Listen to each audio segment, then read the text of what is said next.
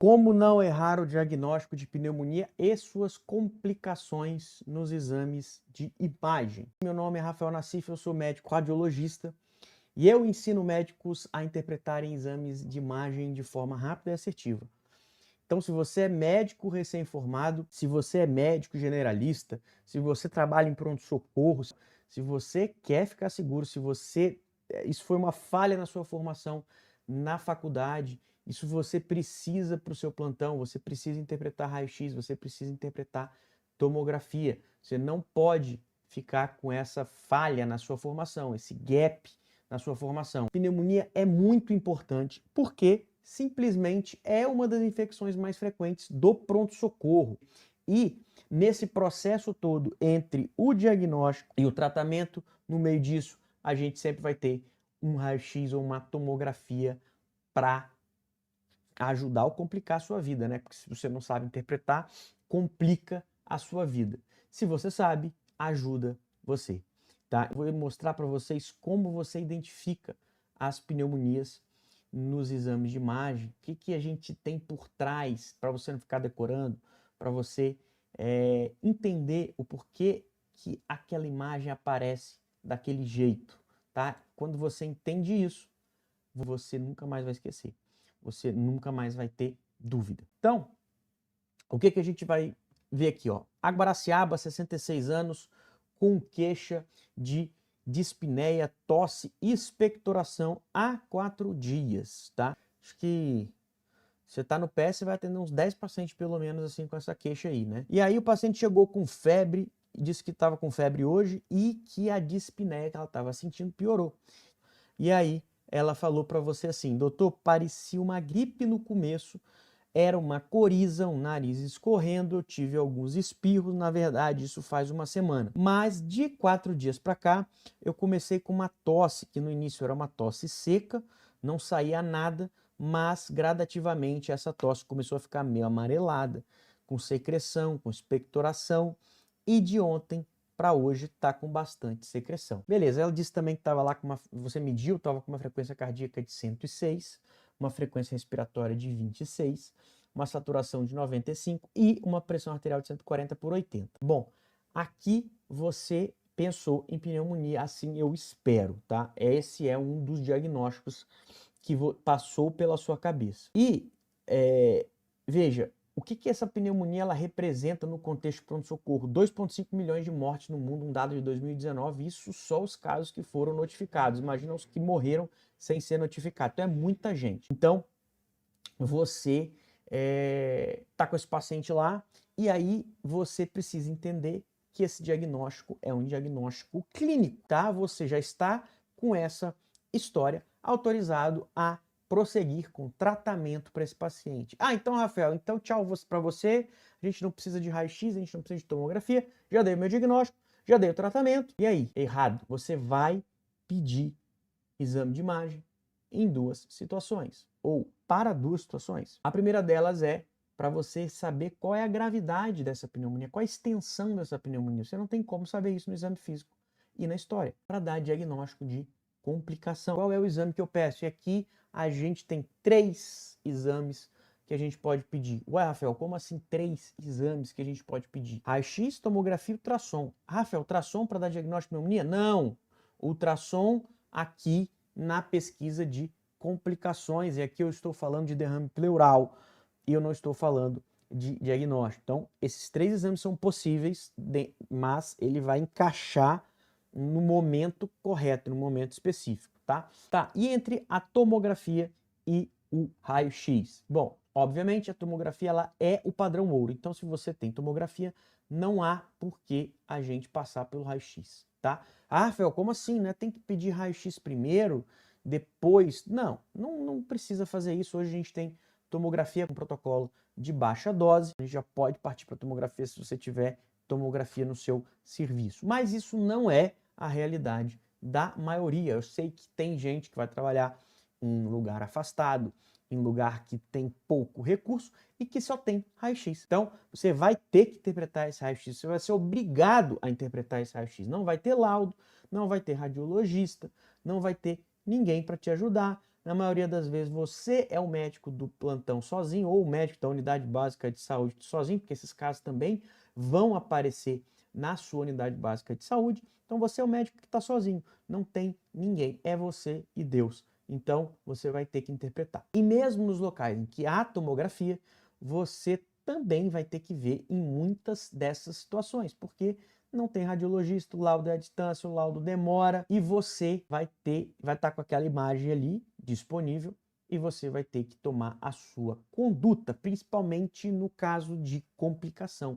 No caso do seu paciente ser um paciente grave, no caso do seu paciente estar evoluindo mal, você não quer depender do laudo. Além de tudo, o laudo que vem, você não sabe, né? Esses exames, geralmente laudados à distância, são laudados por teleradiologia. O radiologista ganha muito pouco por laudo, ou seja, ele faz um volume de laudos muito grande e, obviamente, um laudo de má qualidade. E você, como o médico assistente desse paciente, não pode ficar dependente desse laudo de má qualidade. Você tem que ter um mínimo de conhecimento para poder interpretar esse exame de imagem e falar assim, olha, veio um laudo aqui que não tem, por exemplo, um abscesso pulmonar, ele não falou, mas eu estou vendo aqui que existe uma lesão aqui que pode ser um abscesso pulmonar, então eu vou tratar esse paciente como abscesso pulmonar, por exemplo, tá? Essas coisas acontecem e não é com pouca frequência. Portanto, você tem que ser o médico competente a ponto de interpretar esses exames. E aqui eu não estou falando de você saber tudo de radiologia, eu estou falando de pneumonia, eu estou falando de complicações da pneumonia. É o mínimo que você precisa saber. Não estou aqui extrapolando para doenças intersticiais, né? Porque aí o buraco é bem mais embaixo, mas isso não é o seu dia a dia. Isso não vai aparecer no seu pronto-socorro todos os dias. O que vai aparecer todos os dias é pneumonia e complicações de pneumonia. É por isso que você está aqui, para aprender a ver isso, tá? E a primeira coisa você precisa entender por que aquele exame está mostrando aquela imagem para você e não apenas decorar. E aqui, olha só, tem uma lâmina de histologia. A lâmina de baixo, você está vendo o quê? A parede dos alvéolos e o branco é o ar. Então você está vendo um monte de alvéolo cheio de ar, tá? Em cima, o que você está vendo? Uma lâmina de pneumonia. Ou seja, eu tenho os alvéolos cheios de células inflamatórias, pus, o que quer que seja. Eu tenho uma opacidade no raio-x ou tomografia. Pronto, você acabou de entender por que fica branco na tomografia e no raio-x. Então, olha só, isto aqui é um esquema para explicar isso aqui. Então, o que é isso aqui? Isso aqui é uma consolidação. Uma consolidação. O que é isso aqui? Um monte de alvéolo lotado de célula inflamatória de pus. E por que a gente está vendo esse branco aqui, Rafael? Porque isso aqui é o brônquio. Por que eu não estou vendo o brônquio aqui? Porque por um sinal, né? O sinal da silhueta, né? Na tomografia, sim, na tomografia também, tá? A gente pode falar isso aqui. Por que não? Tá? Isso é o quê? Eu tenho duas estruturas de mesma densidade. Se eu tenho duas estruturas de mesma densidade, o raio-x vai passar por essas estruturas com a mesma facilidade. Então, eu não consigo diferenciar essas duas estruturas. Quando eu tenho estruturas de densidades diferentes, no caso aqui eu tenho mediastino, que é a borda do coração, o raio tem mais dificuldade para passar pelo coração e ele vai imprimir, no caso aqui não é o filme, porque aqui na tomografia não tem filme, mas no raio-x ele vai imprimir lá no filme do raio-x uma coisa branca, porque o raio ficou mais difícil de passar. E aí ele imprimiu uma coisa mais branca. Se você passa no ar, esse raio passa com mais facilidade, imprime e queima o raio-x, o filme lá atrás, no caso do raio-x. Tá? Então queima o filme, fica preto. E aí quando eu tenho alguma coisa branca na frente, o raio passa menos. E aí queima menos o filme, por exemplo, grosseiramente falando. Né? A explicação por que aparece branco, por que aparece preto na tomografia, aqui explicando o sinal da silhueta. Ou seja, aqui desse lado que aconteceu, o pulmão encheu de pus, o pulmão encheu de célula inflamatória e o raio ficou com dificuldade de passar, ficou branco. E o brônquio não, o brônquio estava pérvio, estava com ar. Então eu tenho ar e alguma coisa que não é ar do lado. Por isso que eu estou vendo esse sinal que chama sinal do broncograma aéreo, que é a mesma coisa que a gente está vendo aqui. Né? Olha só, a mesma coisa. Acontece que aqui nessa criança eu tenho uma pneumonia lobar. Aliás, eu tenho uma pneumonia de todos os lobos pulmonares, tá? Então eu tenho uma pneumonia de todos os lobos pulmonares. Ah, Rafael, e por que isso aqui não é uma atelectasia, por exemplo, porque eu estou vendo esta traqueia bem centrada aqui, tá? Se fosse uma atelectasia, o pulmão ia estar reduzindo o seu volume, e reduzindo o seu volume eu ia desviar essa traqueia para o lado homolateral, em que o pulmão está reduzido. Por que que não é um derrame pleural? Primeiro, porque eu estou vendo broncograma aéreo, né? A gente não vai ver broncograma aéreo em derrame pleural.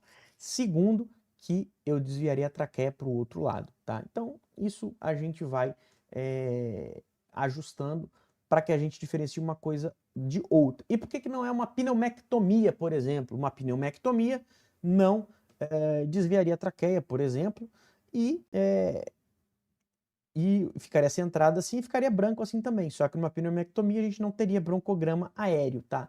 Então, a gente consegue diferenciar todas essas síndromes de pulmão branco aqui que a gente está vendo, tá?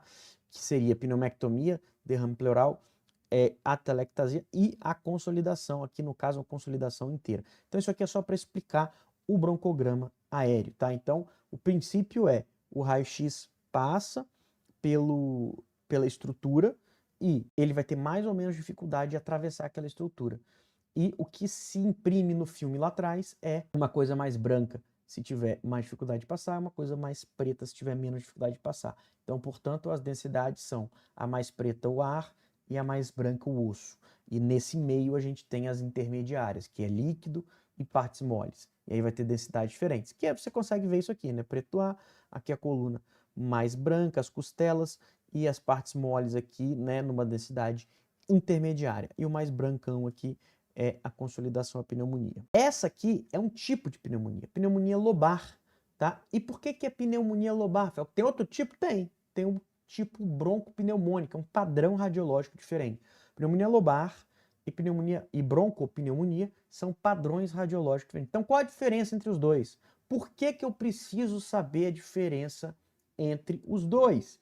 Você vai precisar saber a diferença entre os dois, porque isso pode te sugerir algum patógeno. Olha, você não pode levar isso ao pé da letra, tá?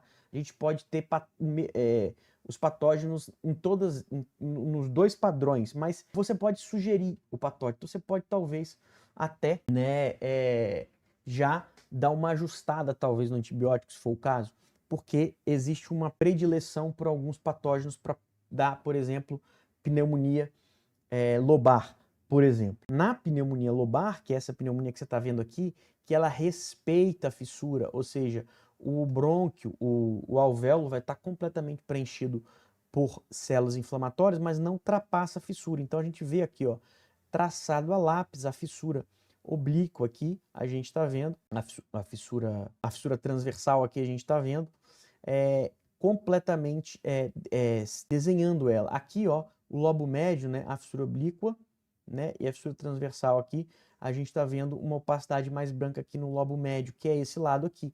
Por que que isso aqui é lobo médio, Rafael? Porque olha só, eu tenho o sinal da silhueta com a borda cardíaca esquerda. Eu não consigo ver a borda cardíaca, porque são duas estruturas de mesma densidade. A parte do pulmão que encosta na borda cardíaca direita é o lobo médio. Então, se tem pneumonia ali, se tem consolidação ali, ele fica com a mesma densidade e você não consegue diferenciar